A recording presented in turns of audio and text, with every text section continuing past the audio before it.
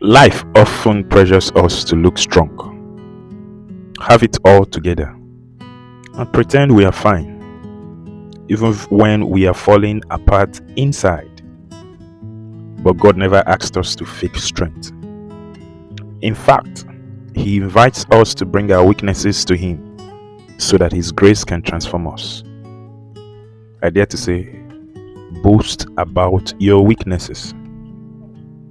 We are in a world that hides flaws, but God encourages us to embrace them. The Apostle Paul said, "Therefore, I will boast all the more gladly about my weaknesses, so that Christ's power may rest on me." 2 Corinthians chapter 12 verse 9. Paul didn't boast to be pitied. He did so to magnify the sufficiency of God's grace. Your weakness is not a disqualifier. It's an invitation for God's power.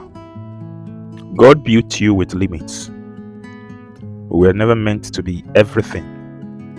God intentionally created us with limitations, so we would always need Him. No wonder He said in Psalm 28 verse 7, "The Lord is my strength and my shield. My heart trusts in Him and He helps me." You don't need to have it all figured out. Perfection is not a prerequisite for God's grace. He meets you where you are, not where you pretend to be. 2 Corinthians 2 verse 9 says, "My grace is sufficient for you, for my power is made perfect in weakness." But the enemy wants you to be silent. The enemy thrives on shame. He wants you to stay quiet about your struggles. To believe your fault disqualifies you. But God says otherwise. He says, "There is therefore now no condemnation for those who are in Christ Jesus." Stop pretending you are okay. God doesn't heal what we hide. He invites honesty. Even Jesus wept. Your tears are valid.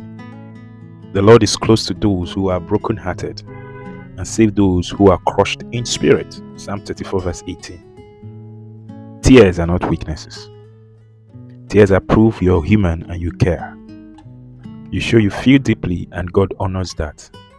It says those that sow in tears will reap in joy. Your struggles are a testimony. Your past doesn't disqualify you. It qualifies you to show God's redemptive power. Joseph said, "You intended to harm me, but God intended it for good to accomplish what is now being done, the saving of many lives." Genesis chapter 50 verse 20. He just needs your faith.